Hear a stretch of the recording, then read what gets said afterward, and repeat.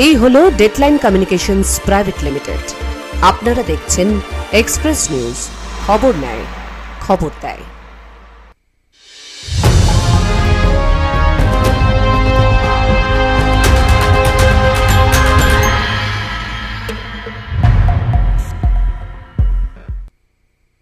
Express Online brought to you by Sri Ramakrishna Shonoka Institute of Medical Science and associated with Topovan Health Private Limited, Life Care Hospital.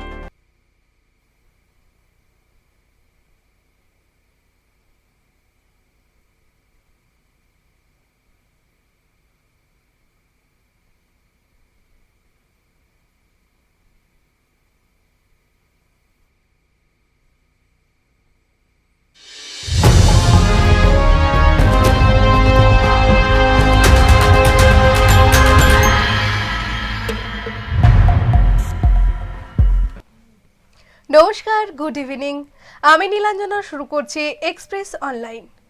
সন্ধ্যা 7টা মানেই দিনের বাছাই করা খবর নিয়ে বিশ্লেষণ। আমার সঙ্গে থাকে আমাদের জেলা প্রতিনিধি, আর আজ আমার সঙ্গে আছেন আমাদের ডেস্ক পার্সন সুব্রত চক্রবর্তী। নমস্কার সুব্রত দা, এক্সপ্রেস অনলাইনে আপনাকে স্বাগত। Thank you Nilanjana. আজকে আমরা আমাদের প্রতিবেদনের দিকে যাব, তবে কি কি খবর রয়েছে আমরা প্রথমে একবার একটু দেখে নেওয়ার চেষ্টা করব। আজকে প্রথমেই দেখে নেব আজকে কি কি গুরুত্বপূর্ণ খবর আছে। প্রধানের নাগরিকত্ব নিয়ে প্রশ্ন, তিনি বাংলাদেশি, অভিযোগ গ্রামবাসীর। গ্যাস সিলিন্ডার বিস্ফোরণ, বসতবাড়িতে বিধ্বংসী আগুন। 2 জেলার গরু পাচারকারী গ্রেপ্তার। বসতবাড়িতে গাঁজা চাষ। কোনো খবর কিন্তু আজ আমাদের রয়েছে এবং সেই সাথে আমাদের জেলার প্রতিনিধি তারাও কিন্তু আমাদের সঙ্গে থাকবেন। অত্যন্ত গুরুত্বপূর্ণ বিষয়। নীলাঞ্জনা, প্রথমেই আমরা চলে যাব একটু কালনার দিকে, কারণ কালনায় যে গুরুত্বপূর্ণ বিষয়টি উঠে আসছে, আমরা প্রথম বিষয়টির দিকে একটু নজর রাখবো। আগে আমাদের প্রথমের প্রতিবেদন হচ্ছে, পঞ্চায়েতের প্রধান ভারতীয় নন, বাংলাদেশি। প্রশাসন তার নথি যাচাই করুন, এমনই দাবি গ্রামবাসীদের। প্রধানের সমস্ত নথিও সঠিক নয়, তিনি ভুয়ো নথি দেখিয়ে নির্বাচনে জিতে প্রধান হয়েছেন। প্রধানের নাগরিকত্ব নিয়ে এবার বড়সড় অভিযোগ তুলছে স্থানীয় গ্রামবাসীরা। একই সঙ্গে দেখো, এর সাথে সাথে যে তথ্য আমাদের কাছে উঠে আসছে নীলাঞ্জনা, অত্যন্ত গুরুত্বপূর্ণ একটি বিষয়, যে নথি রয়েছে। দেখো, এই যে রেশন কার্ডটা দেখা যাচ্ছে না, এই রেশন কার্ডেই কিন্তু মূলত গলতটা কিন্তু রয়েছে। কেন এখানে বলা হচ্ছে মূলত গলতটা এখানে? কারণ এখানে দুটো বিষয় কিন্তু উঠে আসছে যা অত্যন্ত গুরুত্বপূর্ণ দিক। সেখানে বলা হচ্ছে সম্পূর্ণভাবে যে তার বাড়ির যে রেশন কার্ডে কিন্তু একজন গৃহকর্তা অর্থাৎ বাড়ির প্রধানের কিন্তু নাম থাকে, সেই নামের জায়গা কিন্তু অত্যন্ত একটা ভুল রয়েছে। অর্থাৎ আমাদের কাছে যে ছবিটা এসে পৌঁছেছে সেই তথ্য অনুযায়ী আমরা একটু দর্শকদের জানানোর চেষ্টা করব যে আমাদের কাছে যে মূলত যে তথ্য রয়েছে, এখানে বলা হচ্ছে প্রধানের নাম হচ্ছে সন্তোষী সরকার, তিনি হচ্ছেন প্রধান। এখানে তাহলে তার স্বামীর নাম বলা হচ্ছে মান্টু সরকার। এবার কি হচ্ছে, head of the family, ration কার্ডে যেটা থাকে হেড অফ দ্য ফ্যামিলি, সেই হেড অফ দ্য ফ্যামিলিতেই কিন্তু এখানে আসল রহস্যটা লুকিয়ে রয়েছে। অর্থাৎ পঙ্কজ বাড়ি, এই পঙ্কজ বাড়িকে প্রধান যখন বক্তব্য দিচ্ছেন, সেই বক্তব্যে কিন্তু অসঙ্গতি এখানেই ধরা পড়ছে। কি অসঙ্গতি ধরা পড়ছে না, এখানে দেখো যে বিষয়টা উঠে আসছে, পঙ্কজ বাড়ি হচ্ছে তার বাবার মামার ছেলে, পরিচয় দিচ্ছে কাকা, অর্থাৎ তার বাবার মামার ছেলে। এর পাশাপাশি যে তথ্যটা উঠে আসছে, তাকে যখন জিজ্ঞাসা করছেন সাংবাদিকরা, এবং আমাদের প্রতিনিধি রীতা সেখানে ছিল, যখন জিজ্ঞাসা করছে যে এই প্রধানের তাহলে আপনার বাবা কোথায় থাকেন, তিনি বলছেন জলপাইগুড়িতে। তিনি কোথায় থাকতেন না, তিনি থাকতেন হচ্ছে মুর্শিদাবাদ থেকে তার বিয়ে হয়, বিয়ে হওয়ার পর তিনি এখানে আসেন, কালনায় আসেন, পূর্ব বর্ধমানে কালনায় আসেন। তিনি তৃণমূল পরিচালিত গ্রাম পঞ্চায়েতের প্রধান। কিন্তু অসঙ্গতির জায়গাটা এখানেই যে পঙ্কজ বাড়িকে তিনি বলছেন তার বাবার মামার ছেলে, কাকা বলছেন সম্পর্কে। কোথায় থাকেন না, উত্তরবঙ্গের জলপাইগুড়ি জেলাতে। আমাদের প্রতিনিধি জিজ্ঞাসা করেছিলেন তাহলে জলপাইগুড়ির কোথায়, একদম নির্দিষ্টভাবে জিজ্ঞাসা করা হয়েছিল জলপাইগুড়ির কোথায়, তিনি বলতে পারছেন না। এটা কি সম্ভব? দর্শক যারা এই মুহূর্তে আপনারা রয়েছেন, আপনাদেরকে আমি প্রতিবেদনগুলো বক্তব্যগুলো শোনানোর একটু চেষ্টা করব, তবে তার আগে জানাই প্রধানের যে বক্তব্য তা কিন্তু রীতিমতন হাসির খোরাক তৈরি করছে, রীতিমতন কিন্তু প্রশ্ন উঠছে। এবং এই যে প্রধানের বিরুদ্ধে কিন্তু সরব হয়েছে শাসক দলের একাংশ, বিজেপির একাংশ এবং গ্রামবাসীরা, সর্বোপরি গ্রামবাসীরা। এখানে যে তথ্যটা উঠে আসছে, তিনি বলছেন জলপাইগুড়ির কোন এলাকায় রয়েছেন বলতে পারছেন না, তিনি বলছেন যে রেজিস্ট্রি অফিসের পাশে। কোন রেজিস্ট্রি অফিস, কোন থানা কোন ব্লক তার কোনো তথ্য দিতে পারছেন না। স্বাভাবিকভাবে মালদায় যে অভিযোগটা উঠে এসেছিল যে এখানে ভারতে আসার পর সেখানে ভুয়ো নথি দেখিয়ে সেখানে তিনি নাগরিকত্ব সেখানকার বিভিন্ন নথি, ভারতীয় নথি সেখানে সংগ্রহ করেন, নির্বাচনে লড়াই করেন এবং তৃণমূল পরিচালিত মালদা থেকে সেখান থেকে একটি পঞ্চায়েতের সদস্য নির্বাচিত হন। সেম একই অভিযোগ কিন্তু উঠে আসছে এবার পূর্ব বর্ধমানের কালনাতে। এখানেও কিন্তু সেই বাংলাদেশি সেই তকমাটা কিন্তু থেকে গেল এবং সেখানে বলা হচ্ছে, যখন তাকে জিজ্ঞাসা করা হচ্ছে, রীতিমতন ঔদ্ধত্য প্রকাশ, যেখানে প্রমাণ করার আমি প্রমাণ করব, যারা অভিযোগ করছেন তারা প্রমাণ করুন। শাসক দলের নেতা নেত্রী হলে কি এভাবেই ঔদ্ধত্য প্রকাশ করা যায়? পঞ্চায়েত প্রধান সাহেব, আপনার কাছে প্রশ্ন রইল, আপনি যদি আপনার বাবা যদি জলপাইগুড়িতে থেকে থাকেন, আপনি নিজে মেয়ে, আপনি জানবেন না আপনার বাবা কোথায় থাকে? প্রশ্ন তুলছি আমরা, আপনার এই বিষয় নিয়ে প্রশ্ন তুলছি, কারণ আপনার কথা এবং আপনার নথিতে রীতিমতন কিন্তু এখানে সংশয় প্রকাশিত হচ্ছে। ঠিক গ্রামবাসীর, তৃণমূলের একজন কর্মী সমর্থক, তিনি ঠিক কি অভিযোগ করছেন শুনুন, তারপরে আমরা আসবো বিজেপির যিনি প্রতিনিধি আছেন তিনিও বক্তব্য রেখেছেন এবং সর্বোপরি প্রধানের বক্তব্য শোনাবো। আগে তৃণমূল একজন সমর্থক তিনি ঠিক কি বলছেন শুনুন। আমাদের যে মেরতলার প্রধান রয়েছেন, তিনি কি নাম? তার নাম ছিল সন্তোষী দাস। তিনি এখন বর্তমান আমাদের অঞ্চল প্রধান, মেরতলা অঞ্চলের প্রধান। তার আমাদের যে গ্রামবাসীর একটা ওর সম্বন্ধে একটা মানে সন্দেহজনক হয়েছে যে ও বাংলাদেশি, ওকে প্রধান করা উচিত হয়নি পার্টির তরফ থেকে। তো আমাদের যেগুলো এসসি আছে, যেমন আমাদের মুচি, দাস, বাগদি যেগুলো আছে, তাদেরও তো অনেক এসসি ছিল, কিন্তু বাংলাদেশ থেকে নিয়ে এসে এর এসসি করানোর কি দরকার ছিল পার্টির?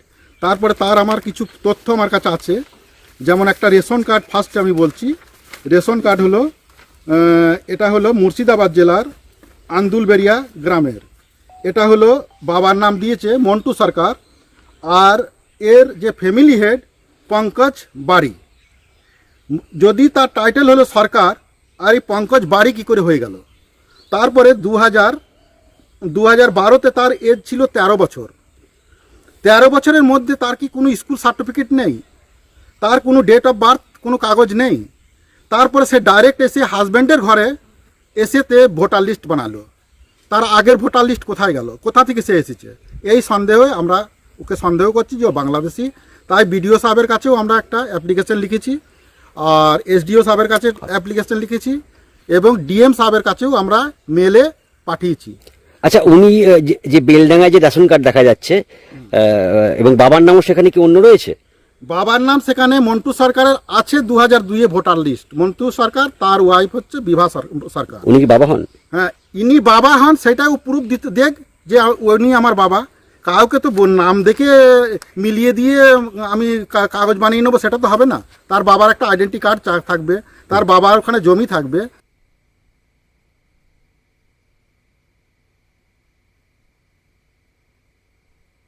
এই যে পরিচয়টা, রেশন কার্ডে যে বাবা পরিচয়টা রয়েছে পঙ্কজ বাড়ি, এটা কি করে সম্ভব? প্রথমত হচ্ছে এখানে তার যে টাইটেল রয়েছে, টাইটেলে সেখানে গন্ডগোল রয়েছে।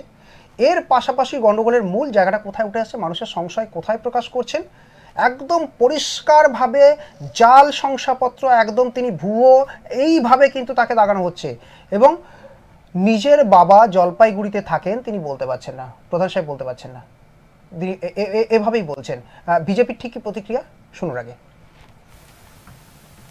সন্তোষী দাস প্রধান আমাদের মেরতলা পঞ্চায়েতের, ওনার সব নথি জাল। উনি একজন বাংলাদেশি।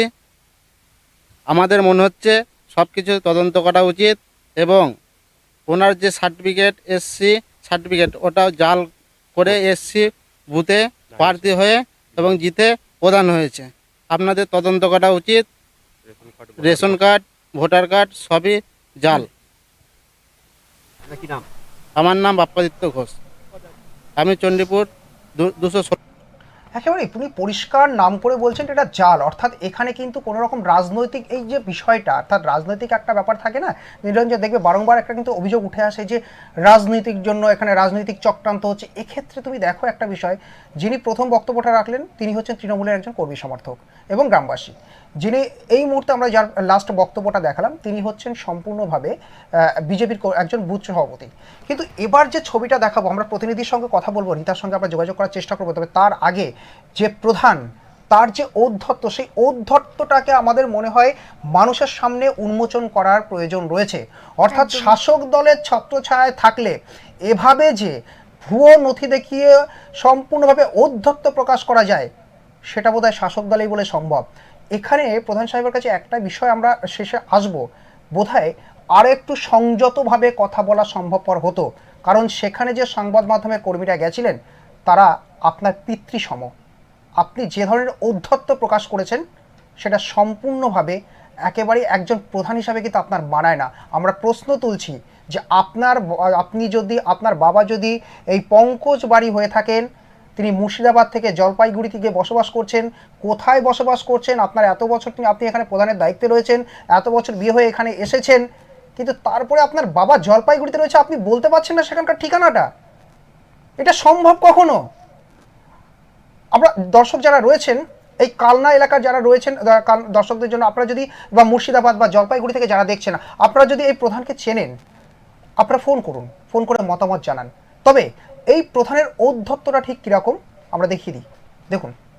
বিরুদ্ধে একটা অভিযোগ হচ্ছে যে আপনার সমস্ত নথিগুলো সেগুলো হচ্ছে সমস্ত নকল, ভুয়ো, এবং আপনি বাংলাদেশি, এবং এখানে আপনি বিবাহের পর মানে অন্যভাবে নাম ভোটার লিস্টে নাম তুলে আপনি প্রধান হয়েছেন। কি বলবেন?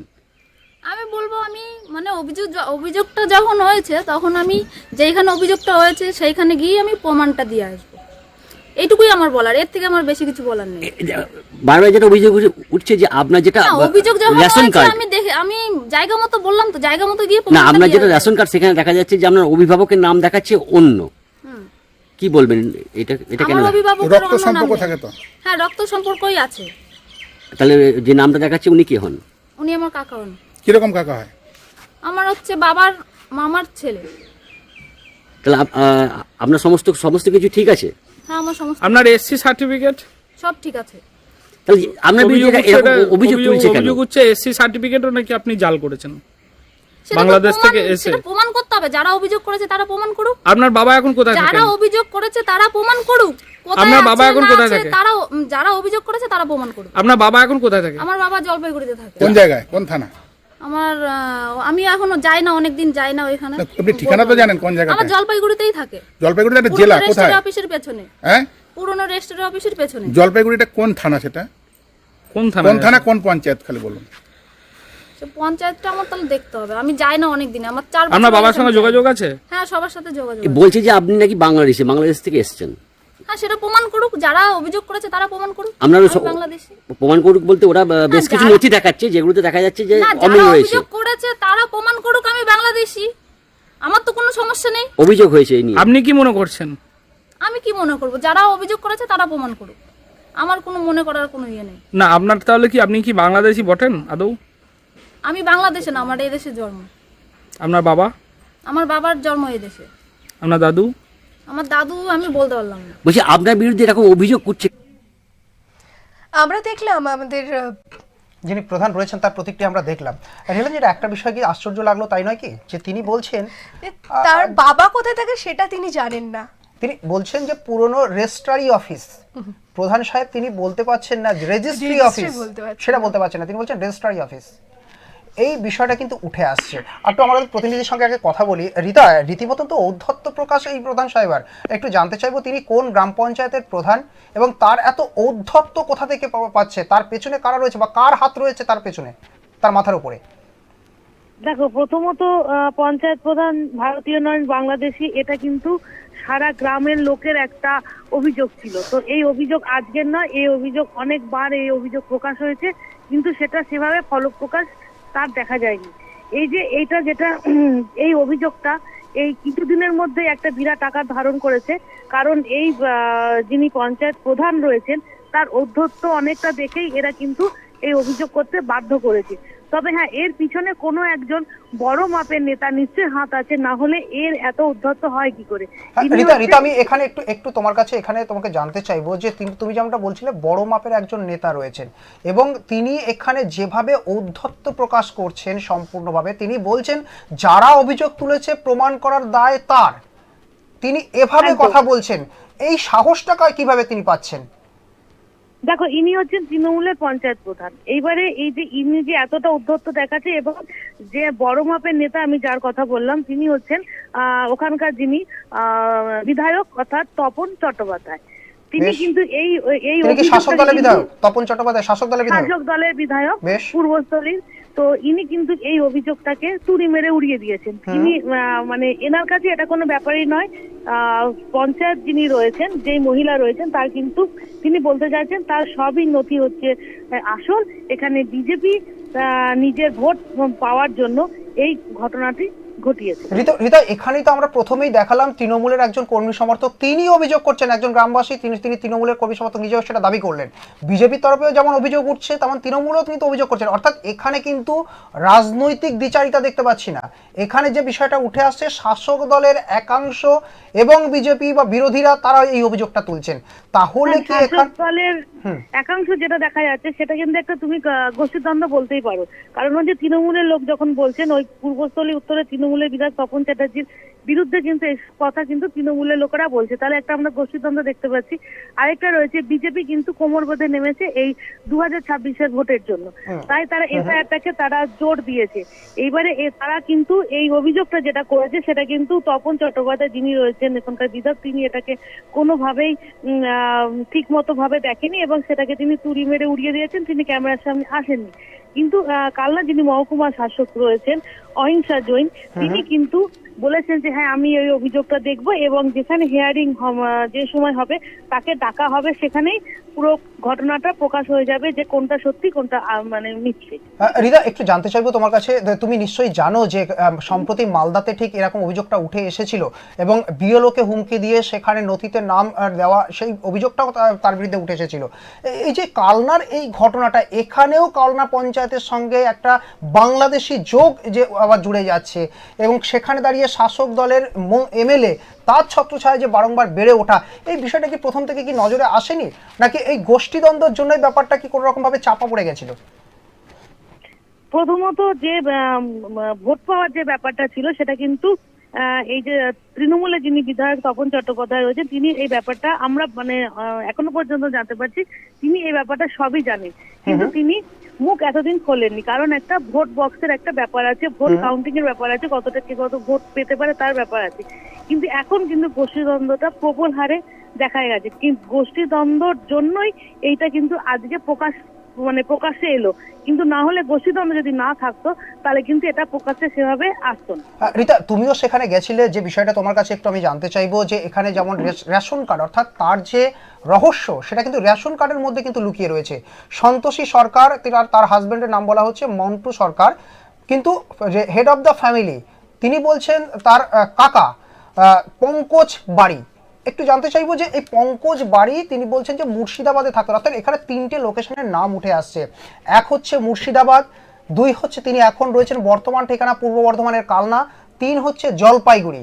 তিনি বলছেন একবার কাকা বলছেন, অর্থাৎ বাবার মামার ছেলে কাকা বলছেন, আবার বলছেন যে তার বাবা থাকেন জলপাইগুড়িতে, অথচ তিনি জানেন না কোথায় থাকেন। মানে কোথাও দাঁড়িয়ে কি মনে হচ্ছে যে তার কথার মধ্যে একটা অসঙ্গতি লক্ষ্য করা যাচ্ছে? অবশ্যই, কারণ এরকম তিন জায়গার নাম, প্রথমত তিনটে জায়গার নাম থাকবে কেন?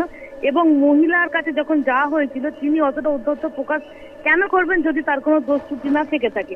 আরেকটা কথা হচ্ছে, এরা হচ্ছে আমরা যেটা বুঝতে পারছি এরা সবাই পূর্ববঙ্গের লোক।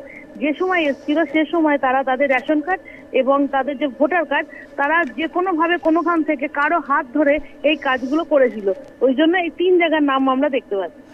একেবারে রীতা, অনেক ধন্যবাদ আমাদের সঙ্গে কথা বলার জন্য। ছিলেন আমাদের সঙ্গে কালনার প্রতিনিধি রীতা ভট্টাচার্য। নীলাঞ্জনা, একটা বিষয় তুমি লক্ষ্য করলে যে দেখো যেভাবে ঔদ্ধত্য প্রকাশ, অর্থাৎ আমাদের প্রতিনিধিও কিন্তু তিনি আমাদের জানাচ্ছেন যে তিনি ঔদ্ধত্য প্রকাশ করছেন। এক্ষেত্রে বিধায়কের কোনো প্রতিক্রিয়া যদিও আমাদের কাছে এখনো এসে পৌঁছায়নি, অবশ্যই আমরা চেষ্টা করব বিধায়কের প্রতিক্রিয়া পাওয়ার, কারণ কালনাতে কিন্তু ক্রমাগত শাসক দলের গোষ্ঠীদ্বন্দ্ব আবারও মাথাচাড়া দিচ্ছে।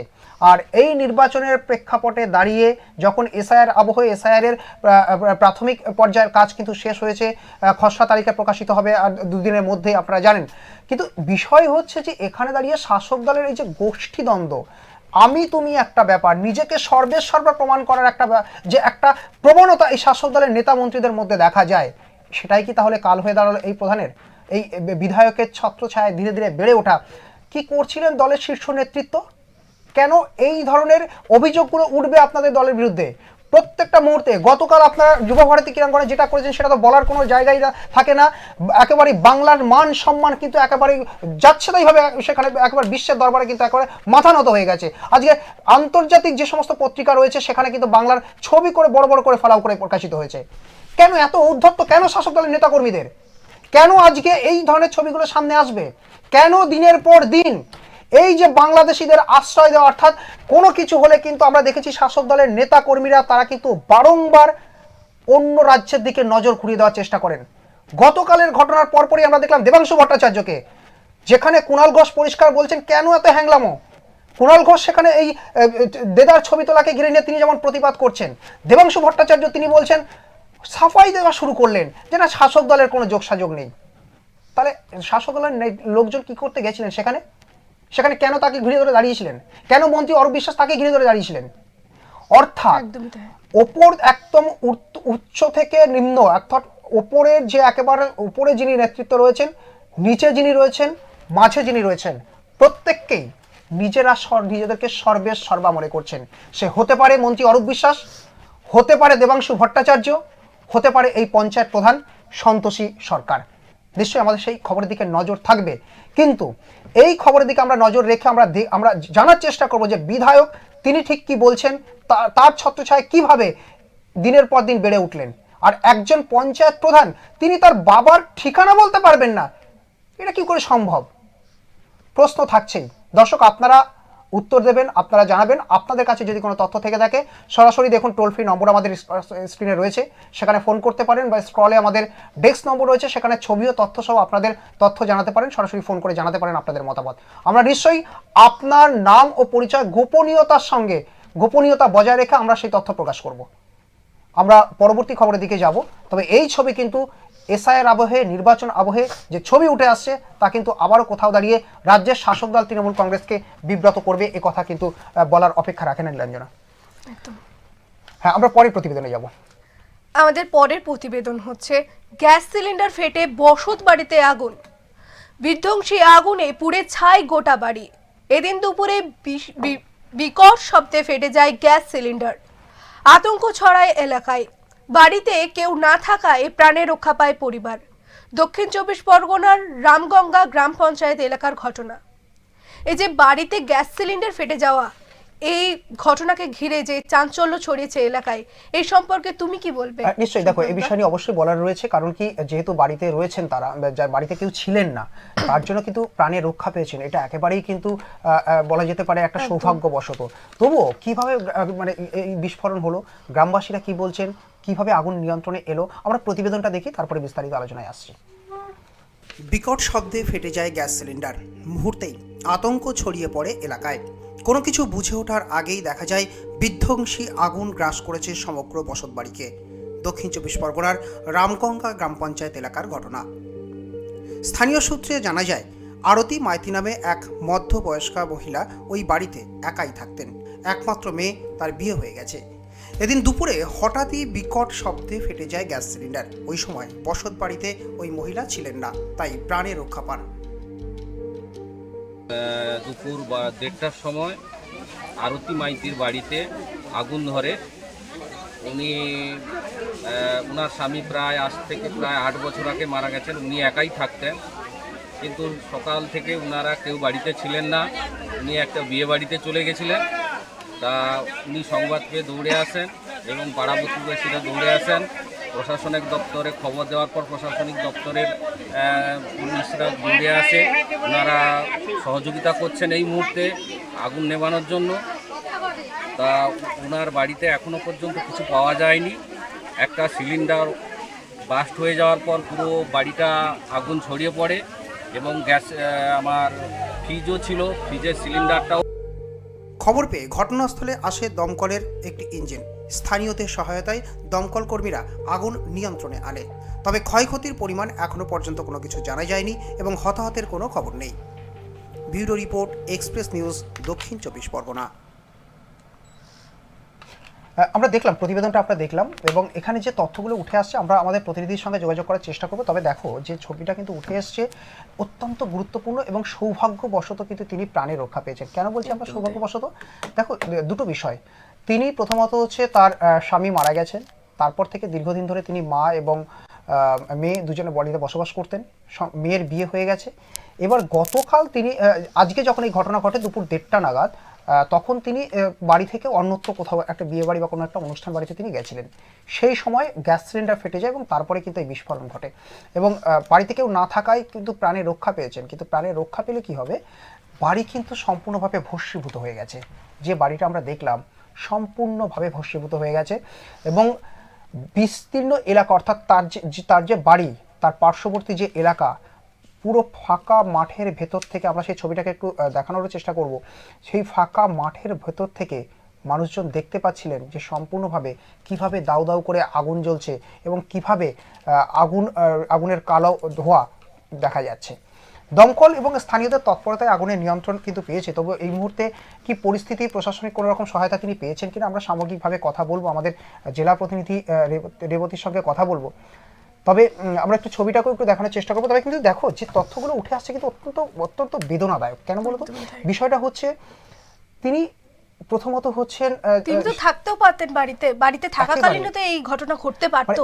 এই ঘটনা সেখানে রাখা অন্য কোথাও তো হতে পারতো, অন্য কোনো পরিবারের ক্ষেত্রে হতে পারতো। অর্থাৎ সেখানে দাঁড়িয়ে কিন্তু একটা ভয়, অর্থাৎ গ্যাস সিলিন্ডার থাকলে যে বিভিন্ন দিক থেকে সতর্কতা অবলম্বন করা প্রয়োজন রয়েছে। কিন্তু প্রত্যেকের বাড়িতে গ্যাস সিলিন্ডার রয়েছে একেবারে। কিন্তু এক্ষেত্রে আরো একটা তথ্য কিন্তু উঠে আসছে। তথ্যটা উঠে আসছে তিনি যখন বাড়ি থেকে বের হন তখন ঠাকুর ঘরে তিনি ধূপকাঠি জ্বালিয়ে এসেছিলেন। এই তথ্যটা কিন্তু উঠে আসছে এবং যখন তিনি ধূপকাঠি জ্বালিয়ে এসেছিলেন সেই সময় তিনি বাড়ি থেকে বেরিয়ে যান। বেরিয়ে যাওয়ার পর কোনো কারণবশত গ্যাস সিলিন্ডার কিন্তু গ্যাস লিক করে। স্বাভাবিকভাবে ঘরে কিন্তু গ্যাস ছড়িয়ে পড়ে এবং সেই জায়গা থেকে কিন্তু অগ্নিকাণ্ডের সূত্রপাত। এবং যখনই কিন্তু এই গ্যাস সিলিন্ডার থেকে যখন গ্যাস ছড়িয়ে পড়ে, আগুন লেগে যায়, স্বাভাবিকভাবেই যখন এই আগুনের শিখা যখন বাড়তে থাকবে, আগুনের তাপমাত্রা যখন বাড়তে থাকবে, তখন কিন্তু গ্যাস সিলিন্ডার ফেটে যাবে, এটাই স্বাভাবিক। এবং সেখানে দাঁড়িয়ে কিন্তু এই দুর্ঘটনা কিন্তু আজ ঘটেছে, কিন্তু বরাত জোরে তিনি কিন্তু প্রাণে রক্ষা পেয়েছেন। এটাই সব থেকে সৌভাগ্যের ব্যাপার যে কোনো রকম বিপদের কোনো কিছু ঘটেনি, এটাই কিন্তু মানে একমাত্র প্রাপ্তি বলা যেতে পারে। তো এক্ষেত্রে দাঁড়িয়ে যে ছবিটা, এই ছবিটা কিন্তু অত্যন্ত বেদনাদায়ক। আমরা আমাদের প্রতিনিধির সঙ্গে কথা বলার চেষ্টা করব, তিনি কেমন রয়েছেন, প্রশাসনিক কোনো সহায়তা মিলেছে কিনা, এই সামগ্রিক বিষয়গুলোকে নিয়ে আমরা একটু কথা বলার চেষ্টা করব। কিন্তু যে ছবিটা আমরা দেখছি তা অত্যন্ত বেদনাদায়ক। যারা দর্শক যারা রয়েছেন এই মুহূর্তে, আমাদের অনুরোধ থাকবে বিশেষভাবে, যখন যারা এই গ্যাস সিলিন্ডার ব্যবহার করছেন, কারণ আমরা প্রত্যেকেই এখন গ্যাস সিলিন্ডারের উপর নির্ভর, কিন্তু অনেক ক্ষেত্রে কি হয়, তাড়াহুড়োর জন্য আমরা গ্যাস সিলিন্ডার বন্ধ করে আসতে ভুলে যাই, যার পরিপ্রেক্ষিতে দুর্ঘটনা ঘটে। অনেক সময় গ্যাস সিলিন্ডারের নিকটবর্তী আমরা কোনো ধূপ হোক বা পুজোর কোনো জিনিস হোক, আবার অনেক সময় তো এরকমও হয় কি গ্যাস সিলিন্ডার লিক করে। হ্যাঁ, সেটাই বলছি যে অর্থাৎ এই যে ঘরে যদি কোনো রকম ভাবে একটু আগুনের শিখা পেয়ে যায় না, গ্যাস সিলিন্ডার স্বাভাবিকভাবে সেই জায়গাটাকে কিন্তু একেবারেই সঙ্গে সঙ্গে ওটাকে ক্যাপচার করে নেবে। অর্থাৎ সেই জায়গায় দাঁড়িয়ে কিন্তু আজকের এই ঘটনা যেটা উঠে আসছে স্থানীয়দের তথ্য অনুযায়ী, এবং আরও বিস্তারিত আমাদের প্রতিনিধির সঙ্গে কথা বলে আমরা আরও বিস্তারিত বিষয় আমরা কিন্তু স্পষ্ট হতে পারবো। কিন্তু যে বিষয়টা তোমাকে বললাম যে অত্যন্ত মর্মান্তিক এবং অত্যন্ত বেদনাদায়ক হতে পারতো, কিন্তু এখানে তো দাঁড়িয়ে বেদনাদায়ক একেবারেই কম কিছু নয়। কেন বলছি কম কিছু নয়? অর্থাৎ ওই মহিলা, তিনি তার স্বামী মারা গেছেন, মেয়ের বিয়ে হয়েছে, তিনি বাড়িতে একা থাকেন। অর্থাৎ এই ঘটনা যদি রাতে ঘটতো, এই ঘটনা তিনি বাড়ি থাকাকালীন যদি আজকে সন্ধ্যা দেওয়ার পর তিনি যখন ধূপ জ্বালিয়েছেন তারপর যদি বাড়ি থেকে বের না হতেন, কি হতে পারতো? তার বাড়ির পার্শ্ববর্তী যে বাড়িগুলো রয়েছে সেখানেও তো সম্ভাবনা ছিল। অর্থাৎ গ্যাস সিলিন্ডার, আপনাদের যে নিয়মিত কাজ, সেই কাজ করার পর আপনার গ্যাস সিলিন্ডার বন্ধ রাখুন এবং অবশ্যই সতর্কতার দিকগুলোকে কিন্তু অবলম্বন করুন। এবং বিভিন্ন দেখবেন আপনাদের গ্রামাঞ্চলের ক্ষেত্রে দমকল বিভাগের পক্ষ থেকে এই আগুন নিয়ন্ত্রণ করার জন্য বিভিন্ন সময় তারা কিন্তু মক ড্রিল করেন, তারা বিভিন্ন সময় কিন্তু বিভিন্ন রকমের অ্যাওয়ারনেস করে থাকেন, এই ছবিগুলো কিন্তু তারা তুলে ধরেন তা আপনাদের সুবিধার্থে। অর্থাৎ এক্ষেত্রে অবশ্যই এই বিষয়গুলোর দিকে কিন্তু বিশেষভাবে নজর দেওয়াটা অত্যন্ত প্রয়োজন। টেলিফোন লাইনে আমাদের সঙ্গে রয়েছেন এই মুহূর্তে আমাদের দক্ষিণ চব্বিশ পরগনার প্রতিনিধি রয়েছে রেবতী, একটু স্পষ্ট করো যে ঠিক আগুন কিভাবে লাগলো, আগুনের সূত্রপাত কোথা থেকে, এবং তোমার দেওয়া প্রতিবেদন অনুযায়ী আমরা যেটা দেখতে পাচ্ছিলাম হতাহতের কোনো খবর নেই, কিন্তু তোমার কাছে আর কি তথ্য রয়েছে? দেখো তোমাকে জানিয়ে রাখি সুব্রতদা, ইতিমধ্যে কিন্তু হতাহতের কোনো খবর নেই, তবে আগুন লাগার বিষয়টা এখনো পর্যন্ত স্পষ্টতা পাচ্ছে না, কারণ সবাই ধারণা করছে কি শর্ট সার্কিটের মাধ্যমে লেগেছে নাকি কোনো ধূপের আগুনে বা অন্য কোনো রহস্য, এ নিয়ে কিন্তু তদন্ত শুরু হয়েছে। তবে এখন বাড়িতে সেই মুহূর্তে কেউ ছিল না, কারণ সেই মুহূর্তে যে বয়স্ক মহিলা, আধা বয়স্ক মহিলা অর্থাৎ 50 বছর মহিলা তিনি বাড়িতে সেই সময় ছিলেন না, কিন্তু হঠাৎ করে দেখতে পায় লেলিহীন আগুনের শিকা, তখনই গ্রামবাসীরা ছুটে আসে। ইতিমধ্যে প্রশাসনের পক্ষ থেকে পুলিশ প্রশাসন ওখানে উপস্থিত হয়েছে আগুন নিয়ন্ত্রণ করার জন্য। একটা ফায়ার এসেছে, এখানে আগুন নিয়ন্ত্রণ করা হয়েছে, কিন্তু ইতিমধ্যে যে স্থানীয় পাশাপাশি বাড়িগুলো ছিল সেখানে মধ্যেও কিছু ক্ষয়ক্ষতি হয়েছে বলে জানা যাচ্ছে। রেবতী, একটু জানাও যে সেখানে কি প্রশাসনের তরফ থেকে কোনো সহায়তা মিলেছে? এবং তিনি তো যেমনটা তুমি তোমার তথ্য অনুযায়ী আমরা যেটা পেলাম যে তিনি স্বামী মারা গেছেন এবং মেয়ের বিয়ে হয়ে গেছে, তিনি একাই থাকেন, বাড়িতেও আমরা ছবিতে দেখতে পাচ্ছি সম্পূর্ণ ভস্মীভূত হয়ে গেছে। তো প্রশাসনিক স্তর থেকে কি কোনো সহায়তা তার মিলেছে? তিনি রাত্রি যাপন কিভাবে হবে, কি খাবেন তিনি? দেখো ইতিমধ্যে প্রশাসনের পক্ষ থেকে তাদেরকে সহযোগিতা করার জন্য এই সিটের সামনে ব্ল্যাঙ্কেট এবং তাকে স্কুলে থাকার একটা ব্যবস্থা করে দেওয়া হয়েছে, এবং প্রশাসনিক পক্ষ থেকে যে সমস্ত রাজনৈতিক দলের নেতারা আছে তারা উপস্থিত হয়েছেন এবং তাকে আশ্রয় দিয়েছেন তাকে নতুন করে একটা বাড়ি দেওয়ার জন্য, যেটা প্রধানমন্ত্রী আবাস যোজনা থেকে যেটা দেওয়া হয় সেটা দেওয়ার আশ্রয় দিয়েছেন। ইতিমধ্যে তারকে এই আশ্বাসের উপরে ভিত্তি করে, কারণ ওই মহিলার একমাত্র সম্বল একটি মেয়েকে আবার অন্যত্র বিয়ে দিয়ে দিয়েছে, থাকতো শুধু একা ওই বাড়ির মধ্যে, বাড়িটা ভস্মীভূত হয়েছে, এই মুহূর্তে কোথায় আশ্রয় নেবে, তাই নিরাশ্রয় হয়ে এখন স্কুলের মধ্যেই আশ্রয় নিয়েছে। তবে প্রশাসনের পক্ষ থেকে তার খাওয়ার থাকার ব্যবস্থা সম্পূর্ণভাবে করেছেন, কিন্তু পরবর্তী সময় তার বাড়ি বানিয়ে দেবে বলে আশ্বাস দিয়েছেন এবং প্রশাসনের লোক তার পাশে সর্বক্ষণ থাকবে বলে সেও প্রতিশ্রুতি দিয়েছে। অনেক ধন্যবাদ রেবতী। আমরা কথা বলছিলাম আমাদের দক্ষিণ চব্বিশ পরগনার প্রতিনিধি রেবতী মালির সঙ্গে। দেখো রেবতী, যে তথ্যটা জানা যায় প্রশাসন কিন্তু এই মুহূর্তে তাকে আশ্রয়ের যে অর্থাৎ নিকটবর্তী যে স্কুল রয়েছে সেখানে আশ্রয়ের একটা ব্যবস্থা করেছেন, এবং তার পাশাপাশি তাকে ঘর করে দেওয়ার একটা নির্দিষ্ট যে সরকারি প্রকল্প রয়েছে, প্রধানমন্ত্রী আবাস যোজনা রয়েছে, বাংলা আবাস যোজনা রয়েছে, একাধিক প্রকল্প রয়েছে রাজ্য ও কেন্দ্র সরকারের, সেই জায়গা থেকে কিন্তু তাকে একটা সহায়তা তাকে করা হবে। এই ছবিটা কিন্তু উঠে এলো এবং এই তথ্য কিন্তু পাওয়া গেল। আমরা পরবর্তী খবরের দিকে নজর রাখবো, পরবর্তী খবরে যাবো নীলাঞ্জনা। আমাদের পরবর্তী প্রতিবেদন আছে, পুলিশের তৎপরতায় ভেঙে গেল গরু পাচারের চেষ্টা। বেলিয়াবেড়া থানা পুলিশের তৎপরায় অভিযানে উদ্ধার হলো 7টি গরু। আটক করা হয়েছে একটি পিকআপ ভ্যান সহ একটি ব্যক্তিকে। এই যে একটি ব্যক্তিকে ধরা হয়েছে, তারপরে হচ্ছে যে গরু পাচার হচ্ছে, এই গরু পাচারকে নিয়ে তুমি কি বলছো? দেখো আমরা নিশ্চয়ই বলবো, কিন্তু তবে বলার আগে আমাদের প্রতিবেদনটা আগে দেখতে হবে। অর্থাৎ ঝাড়গ্রাম থেকে আমাদের যে প্রতিবেদন উঠে এসেছে সেই প্রতিবেদনের দিকে নজর রাখি, এবং এই ছবি কিন্তু শুধুমাত্র ঝাড়গ্রাম নয়, আজকে মালদা থেকেও কিন্তু এই ছবি উঠে এসেছে এবং সেখানে এক বাংলাদেশিও গ্রেপ্তার হয়েছে। আমরা ঝাড়গ্রামের প্রতিবেদন দেখবো, তারপরে কথা বলছি আমরা বিস্তারিত। ফের গরু পাচারের অভিযোগ ঝাড়গ্রামে। গোপন সূত্রে পাওয়া খবরের ভিত্তিতে শনিবার গভীর রাতে বেলিয়াবেড়া থানার অন্তর্গত আম্বি এলাকায় অভিযান চালায় পুলিশ। সেই সময় একটি সন্দেহজনক পিকআপ ভ্যান আটক করে পুলিশ। তল্লাশি চালিয়ে 7টি গরু উদ্ধার হয়। পুলিশ সূত্রে জানা গিয়েছে গরুগুলির সঙ্গে কোনো বৈধ কাগজপত্র দেখাতে না পারায় পিকআপ ভ্যান সহ গরুগুলি আটক করা হয়। এই ঘটনায় বেলিয়াবেড়া থানা এলাকার বাসিন্দা শেখ রফিউল আলীকে গ্রেপ্তার করে পুলিশ। রবিবার ধৃতকে ঝাড়গ্রাম জেলা আদালতে পেশ করা হলে মহামান্য বিচারক তাকে 14 দিনের জেল হেফাজতের নির্দেশ দেন। পুলিশ জানিয়েছে জেলা জুড়ে অবৈধ গরু পাচার রুখতে নজরদারি আরও বাড়ানো হবে এবং এই ধরনের বেআইনি কার্যকাণ্ডের বিরুদ্ধে কঠোর ব্যবস্থা নেওয়া হবে। Bureau report, express news. দেখুন নিরঞ্জনা, আমরা দেখলাম ঝাড়গ্রামের ছবিটা আমরা দেখলাম, তবে ঝাড়গ্রামে যাওয়ার আগে আমরা একটু মালদার দিকে যাব, কারণ মালদা থেকেও কিন্তু এই ছবি উঠে এসেছে এবং যে তথ্য উঠে আসছে সম্পূর্ণভাবে যে গরু পাচার করতে এসে গ্রেপ্তার বাংলাদেশি। রবিবার ধৃতকে মালদা জেলা আদালতে পেশ করা হয়েছে। ধৃত বাংলাদেশির নাম রুবেল, বয়স 36 বছর। যে ছবিটা কিন্তু আমরা দেখতে পাচ্ছি এই মুহূর্তে, এটি কিন্তু এই যে যার ছবিটা আপনারা দেখছেন, রুবেল নাম, বাংলাদেশি গরু পাচারকারী তিনি যখন ভারতে অনুপ্রবেশ করেন, 36 বছর বয়সের এই ব্যক্তি, তাকে কিন্তু গ্রেপ্তার করা হয় এবং আজকে তাকে কিন্তু আদালতে নিয়ে যাওয়া হচ্ছে, এমনটা কিন্তু জানা যাচ্ছে। আমরা একেবারে সরাসরি চলে যাব এই বিষয় নিয়ে কথা বলার জন্য। আমাদের মালদা থেকে রয়েছে আমাদের প্রতিনিধি শানু ইসলাম কিন্তু রয়েছে, শানুর কাছে আমরা চলে যাব। শানু, একটু জানতে চাইবো কি তথ্য রয়েছে, অর্থাৎ ভয়ঙ্কর ছবি তো এটি, কারণ যে পরিস্থিতি এসআইআর আবহে যখন একদিকে অনুপ্রবেশকারীরা বাংলাদেশে ফিরে যাওয়ার চেষ্টা করছেন, ঠিক সেই সময় দাঁড়িয়ে বাংলাদেশি গরু পাচারকারী সক্রিয় হচ্ছে মালদাতে। আর কি তথ্য রয়েছে তোমার কাছে? একদমই সুব্রতরা, তোমায় জানিয়ে রাখবো যে গরু পাচারের উদ্দেশ্যে কিন্তু বাংলাদেশ থেকে ভারতে প্রবেশ করেছিল এক কিন্তু ব্যক্তি, আর সেই খবর পেয়ে কিন্তু গোপন সূত্রে খবর পেয়ে সেই গরু পাচারের কিন্তু উদ্দেশ্য যে ছিল সেই ব্যক্তির, সেটা ভেস্তে দিল হবিবপুর থানার পুলিশ। আর দেখো, ঘটনা রীতিমতো চাঞ্চল্য ছড়িয়েছে ভারত বাংলাদেশ সীমান্তবর্তী এলাকায়।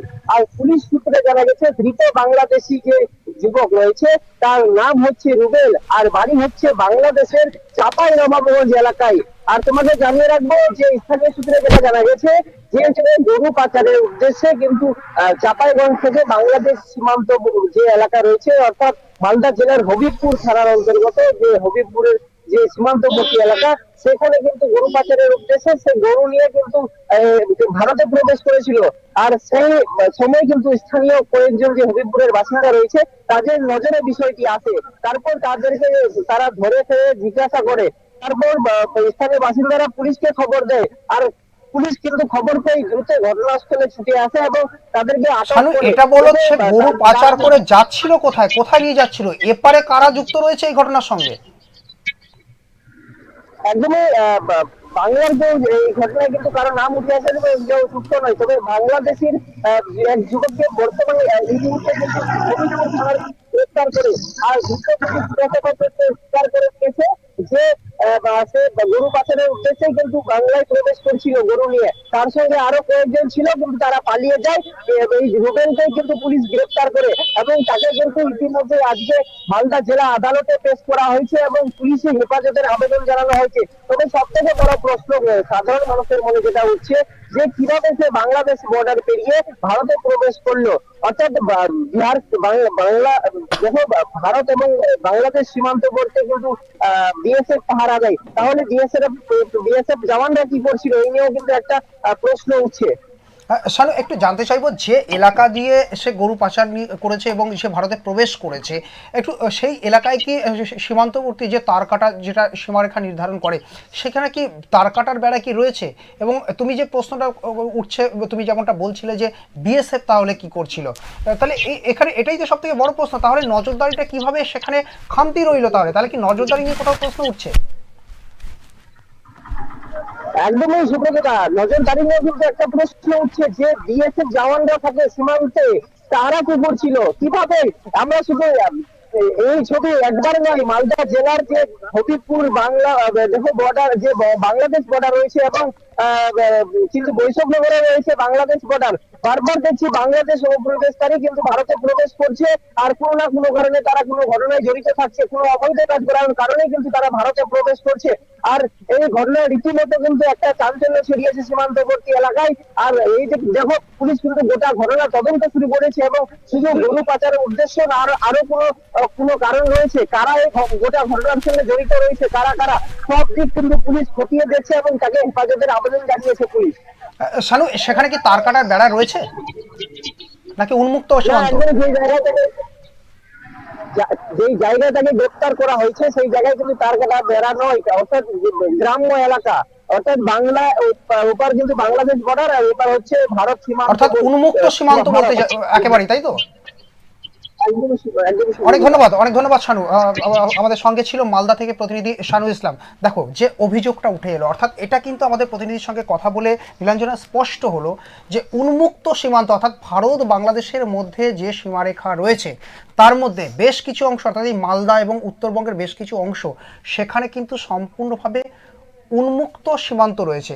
সেই উন্মুক্ত সীমান্ত থাকার ফলে এই দেখো যে গরু পাচার বা এই অনুপ্রবেশকারীর যে ঘটনা, সেই ঘটনা কিন্তু এটা ঘটছে। অর্থাৎ স্বাভাবিকভাবে, কারণ এই যে সাহস, এই সাহসটা তারা পাচ্ছে কোথা থেকে?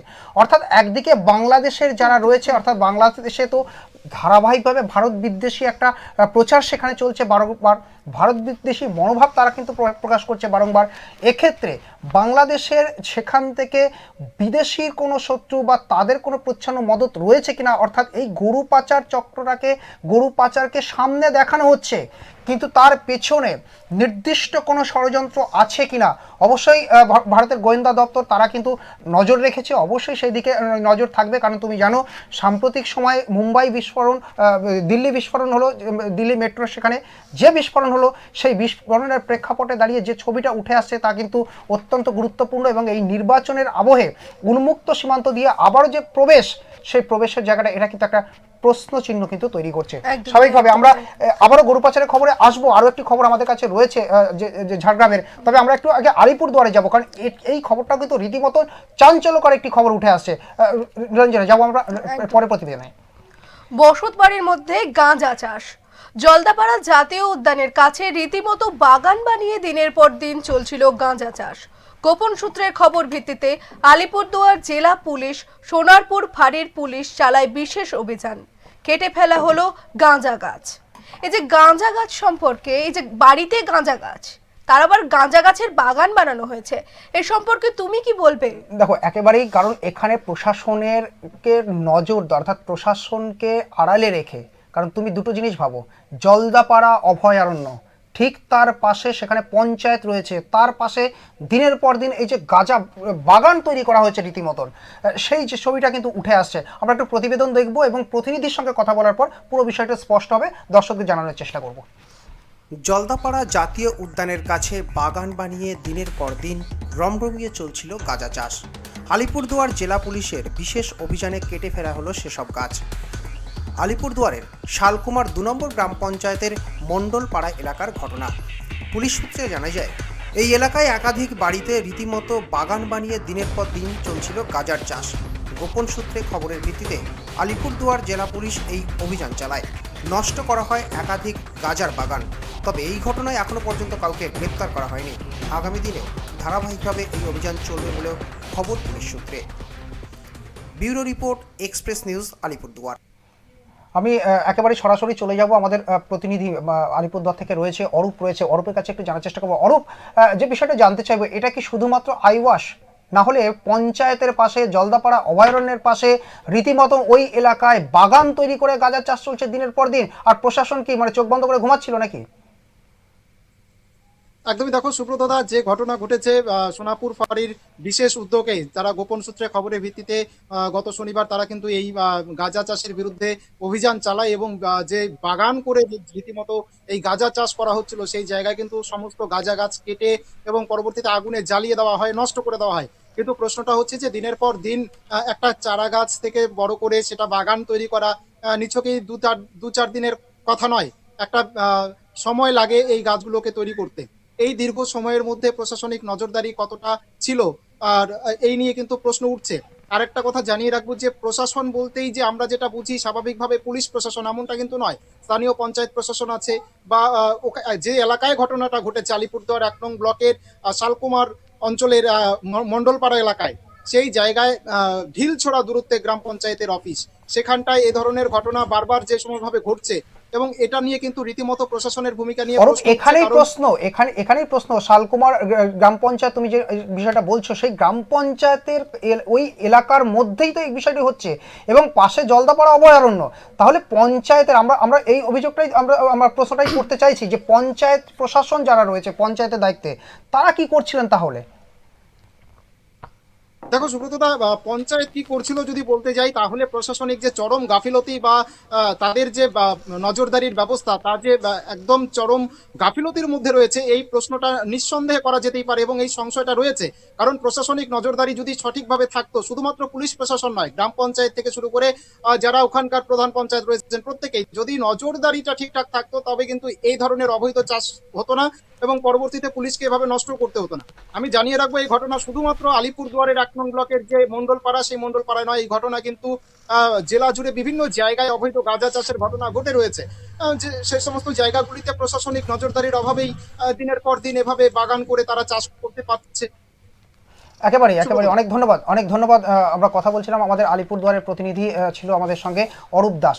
অরূপের সঙ্গে আমরা কথা বলছিলাম যে ছবিটা কিন্তু আমাদের কাছে উঠে আসছে অত্যন্ত গুরুত্বপূর্ণ, এবং সব থেকে বড় বিষয় হচ্ছে যে দেখো নীলাঞ্জনা, যে সব থেকে বড় বিষয় যে বাড়ির ভেতরে গাঁজা বাগান তৈরি করছে, সেখানে একটা বাগান অর্থাৎ বাগিচা, আমরা যেটাকে ফুলের বাগান বলি, আমরা মানুষ শখ করে ফুলের বাগান তৈরি করে। আর এখানে দেদারভাবে কিন্তু এখানে গ্রাম জুড়ে একাধিকভাবে কিন্তু সেখানে তৈরি হলো কি না গাজার বাগান। পুলিশকে এসে সেই গাছ কাটতে হচ্ছে, আগুন দিয়ে জ্বালাতে হচ্ছে। অর্থাৎ এই যে ছবিটা কোথাও দাঁড়িয়ে কিন্তু একটা প্রশ্ন চিহ্ন তৈরি করে দেয়, তাহলে কিভাবে সম্ভব? পঞ্চায়েত তারা কি শুধুমাত্র ওই নির্দিষ্টভাবে বেশ কিছু প্রকল্প, বেশ কিছু শংসাপত্র এগুলো দিয়ে কি ক্ষান্ত থাকবে? আমার পাড়া আমাদের সমাধান যে কর্মসূচিগুলো হয়ে থাকে, সেখানে দাঁড়িয়ে গ্রামের মধ্যে অসামাজিক কার্যকলাপ হচ্ছে কিনা এটাও তো পঞ্চায়েতের উপর দায় বর্তায়। আজকে পুলিশ প্রশাসন গোপন সূত্রে খবরের ভিত্তিতে ছুটে আসছে। অবশ্যই এক্ষেত্রে দাঁড়িয়ে পঞ্চায়েত রয়েছে, তাদের প্রধানের ওপর দায় কিন্তু বর্তায়। আমাদের এই খবরের দিকে নজর থাকবে। তবে আমরা যে আবার একটু গরু পাচারের খবরে কিন্তু আমরা ফিরে যাব, যে বিষয়টা নিয়ে আমরা কথা বলছিলাম। ঝাড়গ্রামে চলে যাব। ঝাড়গ্রামের প্রতিনিধি আমাদের শঙ্কর বারিক, তার সঙ্গে আমরা একটু কথা বলার চেষ্টা করব। দেখো যে বিষয়টা, অর্থাৎ শানু, আমাদের মালদা থেকে শানু ইসলাম যে ছবিটা কিন্তু তুলে ধরেছিল, অত্যন্ত গুরুত্বপূর্ণ ছবি, যে সীমান্ত পেরিয়ে তারা কিন্তু এদেশে প্রবেশ করছে, এবং তার গরু পাচারকে সামনে রেখে তার পেছনে কোনো নাশকতার ছক থাকছে কিনা, এটা যেমন একদিকে প্রশ্নচিহ্ন তৈরি হচ্ছে। অর্থাৎ যেই মুহূর্তে বাংলাদেশের একটা অচল অবস্থা রয়েছে, ভারত বাংলাদেশ সম্পর্ক সেই জায়গায় কিন্তু একটা প্রশ্নচিহ্নের মুখে। সেই এবং এসআইআর শুরু হতে হাকিমপুর সীমান্তবর্তী এলাকা, সেখান থেকে ফিরে যাচ্ছে যখন বাংলাদেশের যে সমস্ত অনুপ্রবেশকারী তারা ফিরে যাচ্ছে, সেই আবহে যখন বাংলাদেশ সীমান্তবর্তী এলাকা থেকে বাংলাদেশি গরু পাচারকারী ধরা পড়ছে, ঠিক সেই মুহূর্তে ঝাড়গ্রাম জঙ্গলমহল অধ্যুষিত এলাকা, সেখান থেকেও কিন্তু ধরা পড়ছে পুলিশের তৎপরতা। এক্ষেত্রেও কিন্তু পুলিশের তৎপরতায় গরু পাচারকারী গ্রেপ্তার। আমরা কথা বলবো, প্রতিনিধি শঙ্কর রয়েছে। শঙ্কর, আর কি তথ্য রয়েছে তোমার কাছে? একদমই, দেখো ঝাড়গ্রাম জেলায় অবৈধ গরু পাচার রুখতে কিন্তু পুলিশ প্রশাসনের তৎপরতা ক্রমশই জোরদার হচ্ছে। সীমান্তবর্তী এলাকা ও সংলগ্ন গ্রামগুলিতে নিয়মিত টহল, নাকা চেকিং এবং গোপন সূত্রের ভিত্তিতে একের পর এক অভিযান চালানো হচ্ছে। এই অভিযানেরই অংশ হিসেবে কিন্তু ফের একবার বড় সাফল্য পেল বেলিয়াপাড়া পুলিশ। শনিবার গভীর রাতে কিন্তু গরু পাচারের একটি বড়সড় প্রচেষ্টা ব্যর্থ দেয় পুলিশ বাহিনী। পুলিশ সূত্রে যেমনটা আমরা জানতে পারছি যে শনিবার গভীর রাতে বেলিয়াবেড়া থানার অন্তর্গত যে আমদি এলাকা রয়েছে, নিয়মিত টহল চলাকালীন একটি পিকআপ ভ্যান কিন্তু পুলিশের নজরে আসে গতকাল। ভ্যানটির গতিবিধি সন্দেহজনক হওয়ায় পুলিশের সেটিকে থামানোর সংকেত দেয়, কিন্তু ভ্যানটি দ্রুত গতিতে পালানোর চেষ্টা করলে পুলিশ ধাওয়া করে কিছু দূর গিয়ে কিন্তু সেটিকে আটক করতে সক্ষম হয়। তবে ভ্যানটি তল্লাশি চালিয়ে পুলিশ দেখতে পায় যে ভ্যানের ভেতরে 7টি গরু বোঝাই করে নিয়ে যাওয়া হচ্ছে। তবে গরুগুলি পরিবহনের জন্য প্রয়োজনীয় কোনো বৈধ কাগজপত্র বা অনুমতিপত্র চালক ও সঙ্গে থাকা যে ব্যক্তি তারা কিন্তু দেখাতে ব্যর্থ হয়। এরপরই পুলিশ আইন অনুযায়ী কিন্তু পিকআপ ভ্যান সহ 7টি গরু বাজেয়াপ্ত করে। এই ঘটনায় এক ব্যক্তিকে কিন্তু গ্রেফতারও করা হয়। ধৃতের নাম শেখ রাফিউল আলী, তার বাড়ি বেলিয়াপাড়া থানা এলাকায় বলেই পুলিশ জানিয়েছে। তবে প্রাথমিক তদন্তে যেটা অনুমান করা হচ্ছে, দ্বিতীয় ব্যক্তি একটি সক্রিয় গরু পাচার চক্রের সঙ্গে যুক্ত থাকতে পারে। এই গরুগুলি কোথা থেকে আনা হয়েছিল বা কোন পথে কোথায় নিয়ে যাওয়া হচ্ছিল তা কিন্তু জানার চেষ্টা চলছে। রবিবার আজ অর্থাৎ ধৃতকে কিন্তু ঝাড়গ্রাম জেলা আদালতে পেশ করা হলে মামলার গুরুত্ব অপরাধের প্রকৃতি বিচার করে মহামান্য বিচারক তাকে 14 দিন জেল হেফাজতে নির্দেশ দেন। পাশাপাশি গোটা পাচার চক্রের শিকড় পর্যন্ত পৌঁছাতে। অনেক ধন্যবাদ। আমরা কথা বলছিলাম প্রতিনিধি শঙ্কর বারিকের সঙ্গে ঝাড়গ্রাম থেকে। দেখুন নীলাঞ্জন, আমাদের অনুষ্ঠানে কিন্তু সময় একেবারেই শেষ। আমরা আজকে অনেকগুলো তথ্য কিন্তু তুলে ধরলাম, এবং এই তথ্যের ভিত্তিতে আমাদের নজর থাকবে আগামী দিনে অন্যান্য সমস্ত খবরে। তবে এক্সপ্রেস অনলাইনের সময় আজ একেবারেই শেষ। আমরা শেষ করছি আমাদের আজকের অনুষ্ঠান। অন্যান্য সব খবরের জন্য চোখ রাখুন এক্সপ্রেস নিউজের পর্দায়। নমস্কার। এক্সপ্রেস নিউজ, খবর নেয়, খবর দেয়।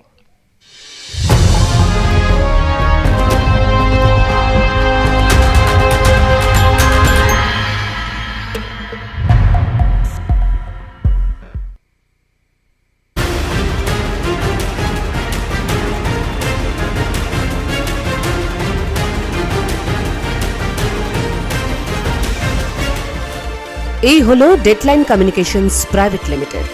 আপনারা দেখছেন এক্সপ্রেস নিউজ, খবর নেয়, খবর দেয়।